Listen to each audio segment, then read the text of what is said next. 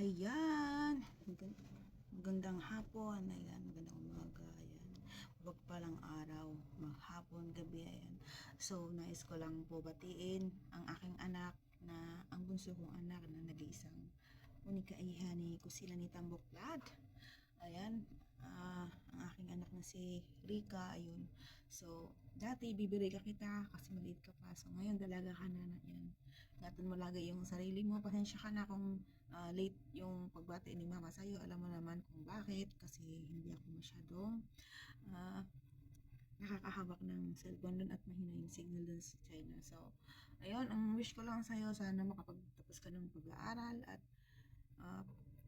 proud si mama sa'yo kasi kahit na ano, na mayroon tayong matagal na tayo hindi magkakasama, wala na yung papa nyo, nag-isikap kayo nila kuya mo mag-aral. So, galingan mo palalo sa school para din yan sa future mo, para, diba?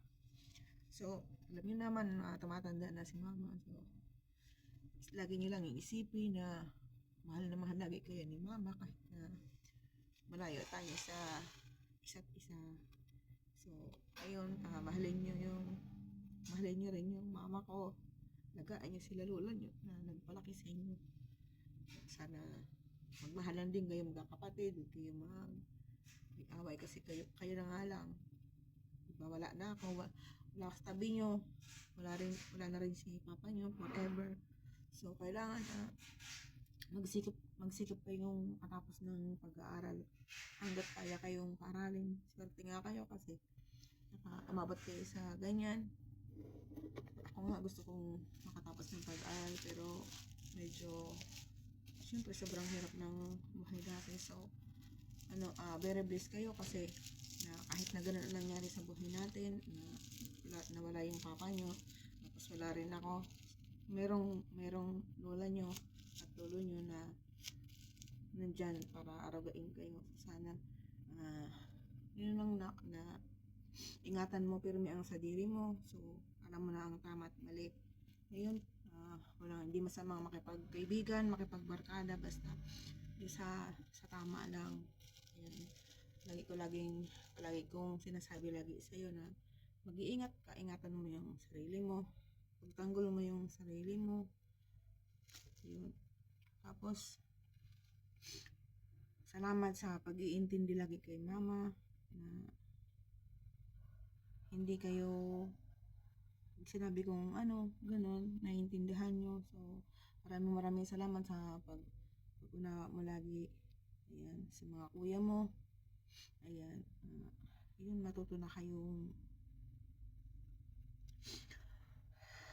maglaba, maglinis ng bahay, magluto. Ayun, para naman sila lola mo ay sila naman yung pagsilbihan nyo. Ayan, mahalin yung lola nyo. Ayan, ang nanay ko, ang tatay ko. Ayan, yun, bayan, basta yun lang anak. Ayan, Rika, yan, bibi Rika ko. Siyempre, bibi pa rin kita kahit na dalaga ka na. So, ikaw pa rin yung aking bibi Rika. So, love you na. Ayun, miss na kita. So, ingatan mo pirmi ang sarili mo. So, tuloy lang sa pangarap.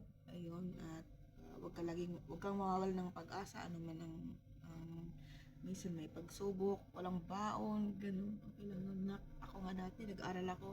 Yung baon ko lang, 2 lang eh. Minsan wala pa nga. Tapos, minsan yung baon ko na gulay, panis pa. So, hindi ako nakakakain. So, dati, 2 lang yung baon ko. Sapat na sa akin na nakabila ko ng miswa, piso, tapos ice tubig. Isa sa umaga, isa sa gabi. So, ganun lang. Tapos, kung gusto ko makabaon ako ng medyo malaki-laki, nagpapasuhol ako kahit maglaba, nagtatangko ako, nagpapasuhol ng hilamon. So, ganun ang buhay ko. So, mas swerte pa kayo kasi nakakabaon kayo ng ganun na hindi ko dati natikman. So, ayan, dito lang lagi si mama, lagi nakasuporta sa inyo ng mga kuya mo. Ayun, galingan nyo lagi sa school dahil pagdating ng araw, para din yan sa inyo. Maganda rin yung maging buhay nyo pagdating ng araw. Ayan. Basta lagi mong iisipin at ilalagay sa isip at puso mo na ingatan mo lagi yung sarili mo. Malayo ako sa'yo, wala ako sa tabi mo. So, alam mo na kung ano yung tama at mali. Ayun. So, hanggang dito na lang para kasi ayokong umiyak dahil pumapangit ako. Sana naman ang ganda ko kung iiyak to. Ayan. So, basta proud na proud ako. Proud na proud si mama. Sa inyo nila Kuya Rex mo, ni Kuya Rap Rap. Ayan, proud na proud ako. At lagi lang ako nakasuporta basta kaya kong ibigay. Ayun. Pipilitin kung kaya, pero pag wala, magtiis tayo. Ayan. Basta mag-aral lang kayo ng mabuti, tapos makatapos kayo ng pag-aaral.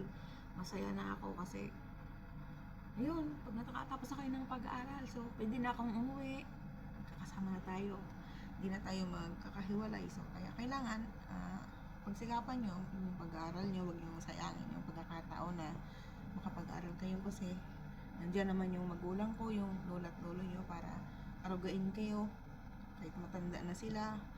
Ayun, 14 years, road to 15 years na kayong inaalagaan ng mama ko. So buti nga kayo naalagaan ng nanay ko. Ako 13 years lang ako, wala na ako sa kanila. Kaya maswerte kayo. Ako, tignan nyo, 13 years pa lang ako, wala na ako sa nanay ko. Hanggang ngayon, nandito pa rin ako, mag-isa. Walang may gusto na hindi kasama yung mga mahal sa buhay. Yun, kaya tiisin lang natin yung mga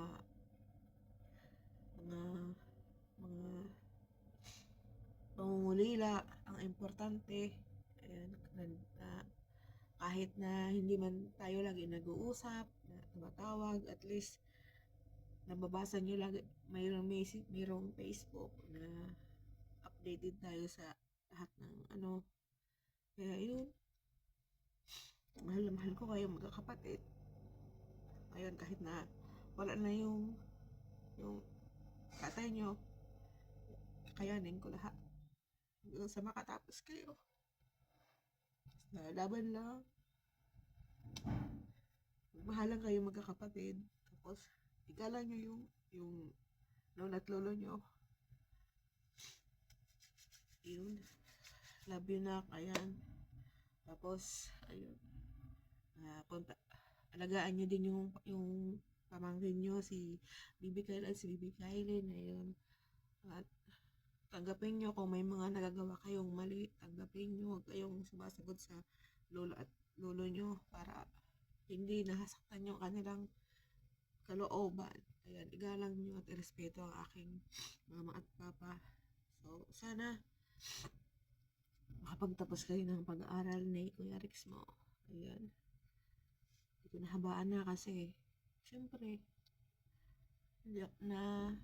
namimiss ko lang kayo. Kaya syempre bilang nanay at bilang anak din, namimiss ko rin yung nanay ko.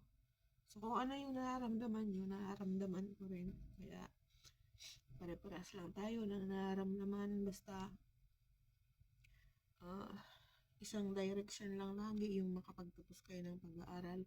Huwag niyong sayangin ang lahat ng ito, yung sakripisyo ng lola nyo at ng lolo nyo para sa inyong apat na magkakapatid. So ang kuya mo, yun, kahit malayo sa inyo, ganun. Yan. Basta ikaw, galingan mo palalo sa school. Ayan.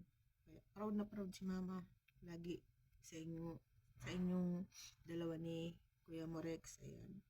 Basta mag-iingat lang kayo palagi at magmahalan kayong magkakapatid. Yun na, hanggang dito na lang na. Ayan, happy birthday ulit. 16 ka na. Dati iniwanan kita, 2 years old ka pa lang nung nawala yung papa mo. Yun, 2 taon ka pa lang nung nag-start ako mag-abroad. Tapos ngayon, 16 ka na. So, ang tagal-tagal na talaga. Tagal na panahon na hindi tayo magkakasama. Umuwi man ako, konting araw lang. So, konti, laging hiram lang lagi yung sandali ng pagiging masaya natin. Pero, lagi yung natatandaan na hindi hadlang yung nandito ako sa malayo. Kayo nandyan kasi ang importante dyan, hindi nawawala yung presensya ko bilang magulang nyo. Yun. Kaya mag-iingat ka. God bless. Ayan, God bless sa'yo anak. Ayan. Dito lang lagi si mama. Nagmamahal sa inyong apat. Ayan. So, ayan. See you next year ulit. So, tuloy lang ang laban natin sa buhay. Maraming pagsubok. So, malaki na kayo. Meron na kayong mga sarili na kayong pag-iisip. Ayan. Sana lagi lang tayo nasa tama. Ayan. At syempre ang pag-aaral, huwag pabayaan. May baon man o wala. Tuloy-tuloy lang ang pag-aaral kasi yan yung magiging sandata nyo pagdating ng panahon. Kung kayo man ay saan man kayo palaring, ayan, magagamit nyo yan. So, hindi yan mananakaw ng sino man. So, napakahalaga ng pag-aaral. Katulad ko, kung ako nakapagtapos siguro, pero okay na din yun kasi andyan lagi si God. Ayan. So, ganito na lang, nak. Ayan. Happy birthday ulit sa aking baby Rika. Ayan. Love na love kayo ni mama. Ayan. Mahal na mahal ko kayong apat. Ingat kayo palagi. So, okay lang ako dito. So, malapit na tayong kita-kita ulit. So, happy birthday. Nak, love you. Baby Rika. Ingat ka palagi.